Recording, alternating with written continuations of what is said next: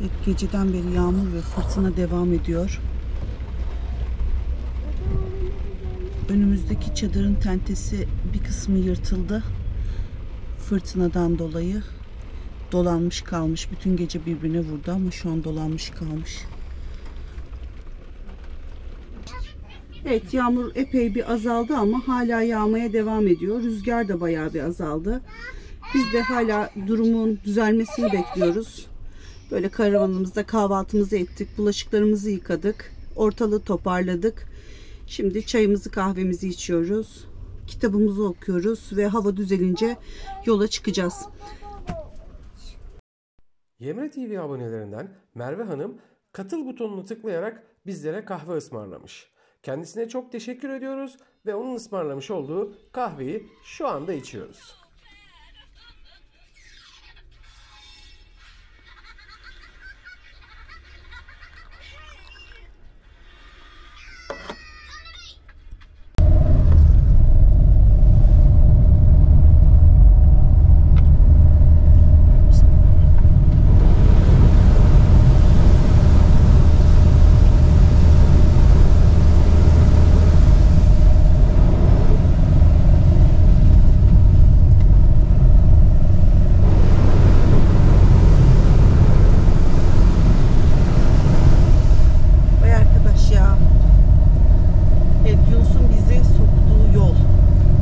Navigasyonu soktu yani. Evet.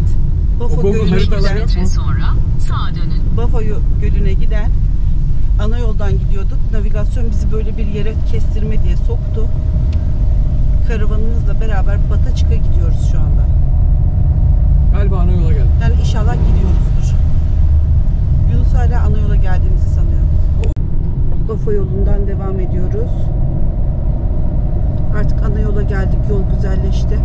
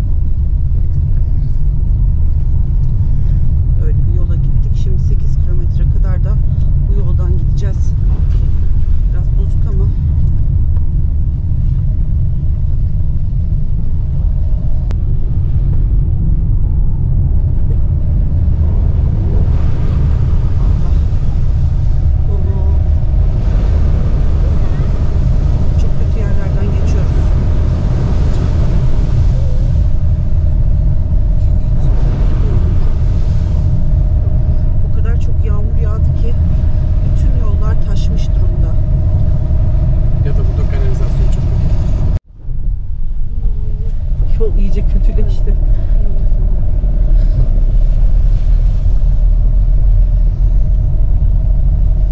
Karadeniz türkülerine döndü. Buradan aşağı, buradan yukarı.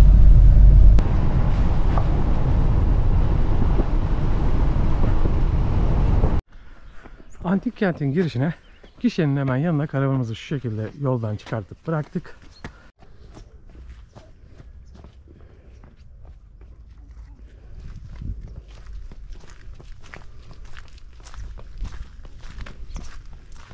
Edmiyon kutsal alanı. Yunan mitolojisine göre Edmiyon, bugünkü Beşparmak Dağları, antik adıyla Latmos Dağları'nın sürüsünü otlatan genç ve yakışıklı bir çobanmış. Ay tanrıçası Selene ve genç çoban birbirine aşık olmuşlar. Selene, hava kararıp da ay ortaya çıktığı zaman çoban uykudayken ışığını saçarak çobanın yanına gelirmiş. Gel zaman git zaman, bu aşk öyle bir tutkuya dönüşmüş ki havanın kapalı olduğunu ve ayın gökyüzünde olmadığı geceler Edmiyon için kabus olurmuş. Bir gün baş tanrı Zeus, çobanın bu aşkına karşılık bir iyilikte bulunmak istemiş. Ona bir dilek hakkı vermiş. Edmiyon da Zeus'a ayın gökyüzünde olduğu bir gece sonsuz bir uykuya dalmak istediğini söylemiş. Böylece iki aşık sonsuza kadar beraber olmuşlar. Herakliyalılar sonsuz aşkın peşinden giden çoban Edmiyon'u anmak adına bu kutsal alanı yapmışlar. Köpek onları ittirdi bak. Evet. Yani kızlar köpekler kaçıyor. Ne buldun kendine? Mağara. Güzelmiş mağaran. Sen burada yaşa bundan sonra. Bak yağmur için, soğuk için, rüzgar için gayet dayanıklı yani. Eyvah, küçük bir yolcu daha geliyor. Hadi büyük Göl Kalesi. Milas ilçesi Kapıkırı mahallesi sınırlarında yer alan Herakleia antik kenti, Latmos Dağı'nın güneybatı eteklerinde, Bafa Gölü'nün kuzeydoğu kıyısında yer alan geç klasik, erken Helenistik dönemde kurulmuş bir Karia kentidir. Herakleia'nın kurulduğu yerde antik dönemde kutsal kabul edilen olağanüstü jeolojik oluşumlarla adeta bir kaya deryası olarak nitelendirilebilecek dünya üzerinde sayılı yerlerden biri olan Latmos yani Beş Parmak Dağı ile bir zamanlar körfez olan ve Menderes Nehri'nin taşıdığı alüvyonlarla göle dönüşen Bafa Gölü gibi iki doğa harikası yer almaktadır. Latmos Dağı'nın ilk yerleşim izleri prehistorik dönemde yani M.Ö. 6000'lere dayandığı düşünülmektedir. Ve kalenin girişi ve surları gördüğünüz gibi. Kalenin içerisinden manzaralara baktığımızda bakın şurada bir adacık daha var. Orada da bir kale var.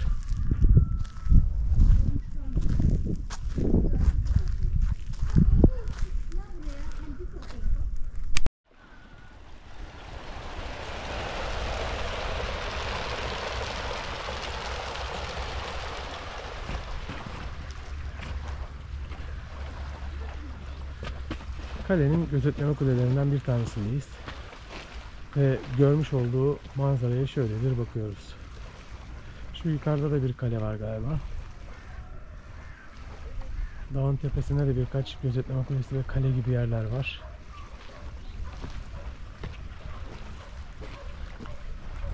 Eskiden burası Ege Denizi'ymiş. Alüvyonların birikmesiyle artık burası bir göle dönüşmüş. Denizden uzaklaşmış.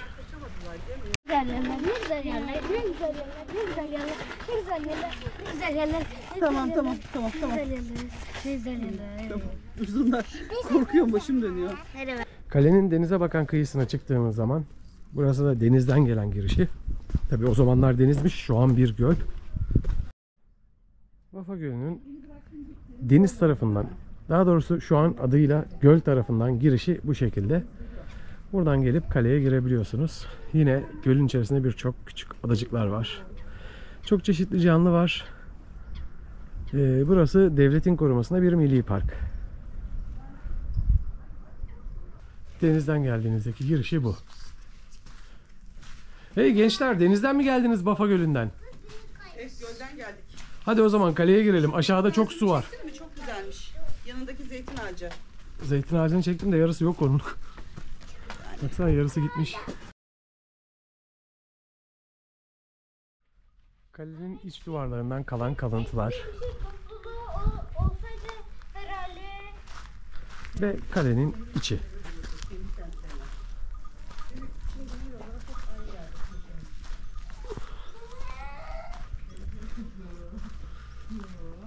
Yani şimdiler orayı kendileri ele geçirse ve eskiden olsa da Müslüman templisi olsa orada acaba kaç tane antik kent olacak?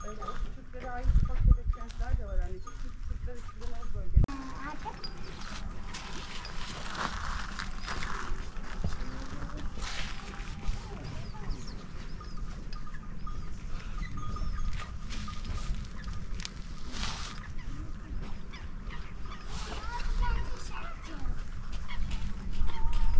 Ben burada ileyle keser mi? Kaleden dağların tepesinin görüntüsü. Dağların tepesini tam olarak göremiyoruz.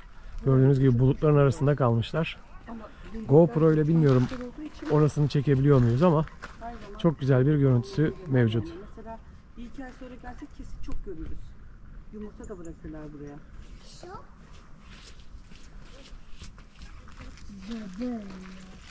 Senin pay mı?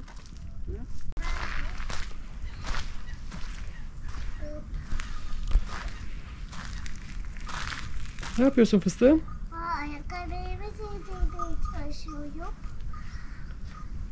Ayakkabın, Çarpacağım. ayakkabın kum mu doldu? Onu mu çıkartıyorsun? Baba Tamam, bir tane. teşekkür ederim. Çıkarttın mı kumlarını? Antik kentin girişine, gişenin hemen yanına karavanımızı şu şekilde yoldan çıkartıp bıraktık. Kaleyi gezdik. Kutsal alanı gezdik. Şimdi yavaş yavaş diğer alanları gezmeye başlıyoruz. İleride bir agora, Athena Tapınağı, bir tiyatro ve meclis binası bulunuyor.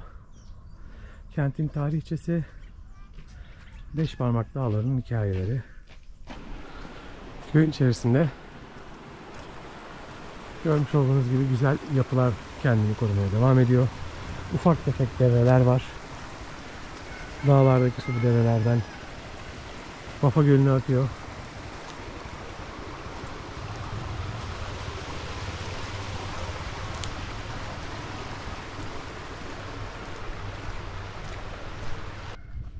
Agora ve Athena Tapınağı'na doğru gidiyoruz. Bunların hepsi Kapıkırı İlkokulu bahçesinde yer alıyormuş. Şimdi bahçeye girdik. Bakalım tapınağa doğru yol alıyoruz.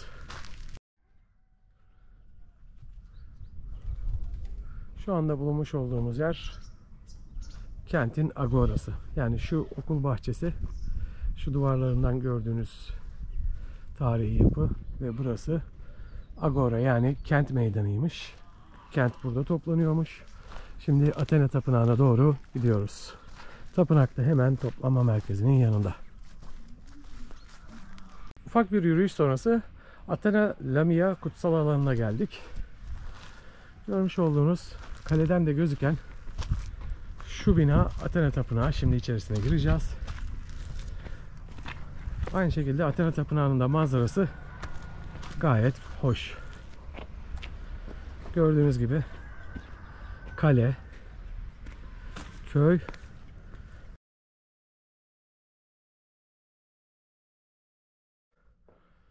antik kentin içerisindeki Athena Tapınağı.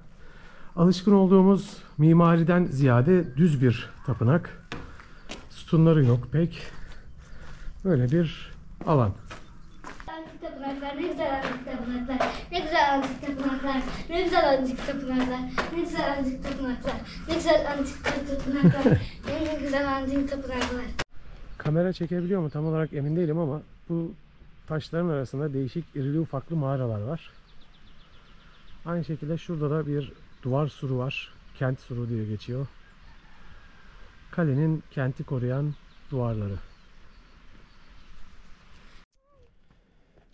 Hemen kent meydanının yakınında şöyle görmüş olduğunuz bir mağara var. Mağaraya inmek için yer bakıyorum ama buradan iniş sanırım sıkıntılı. Mağaraya biz buradan geçemeyiz. Okulun bahçesinde kent konseyi alanı ve kent kürsüsü. Motorlarla okula gelmişler hala. Üzerinde görmüş olduğunuz gibi Yunanca yazılar mevcut. Köyün her yeri antik kalıntılardan ibaret. Görmüş olduğunuz gibi köyün duvarları da çok hoş. Meclis binasına giden yol diyor. Şöyle bir alan, bakalım meclis binasını bulabilecek miyiz? Meclis binasının bulunduğu yerdeyiz. Meclis binası bu alandaymış. Kalıntıları bunlar.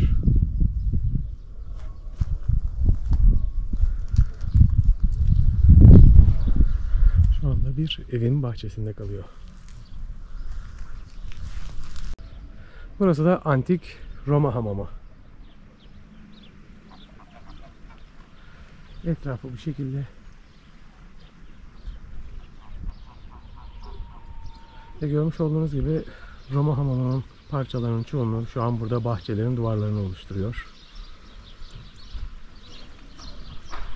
Şimdi tiyatro, Roma hamamı ve kent surunun ayrımına geldik.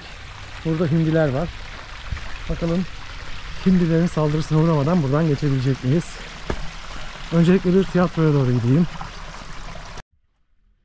Şu an yolun devamı bu şekilde karşımızda görünen yermiş. Ama o karşımızda görünen yere gidene kadar yukarıda zaten surları görünüyor. Burada derenin içinden gitmem gerekecek.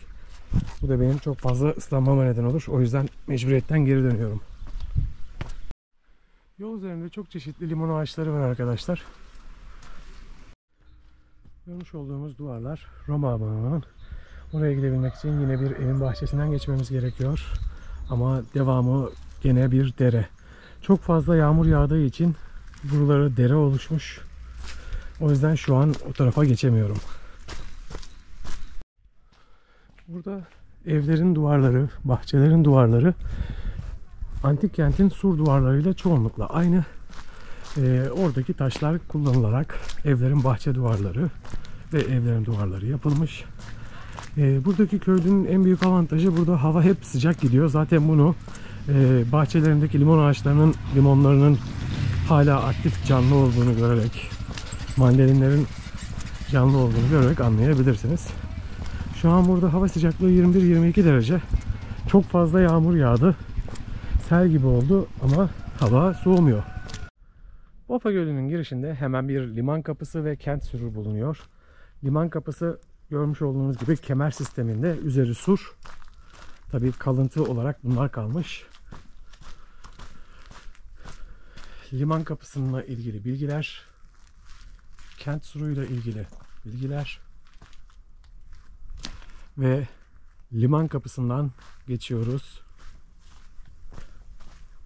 Liman kapısından geçtiğimizde bizi şöyle bir manzara karşılıyor. Aşağıya doğru gidebiliriz ama yağmur yağdığı için çok ıslak görünüyor. Daha önceden Bafa Gölü bir Ege Denizi olduğu için Ege'den gelen kayıklar limana yanaşıp buradan kalenin içerisine giriş yapıyorlarmış.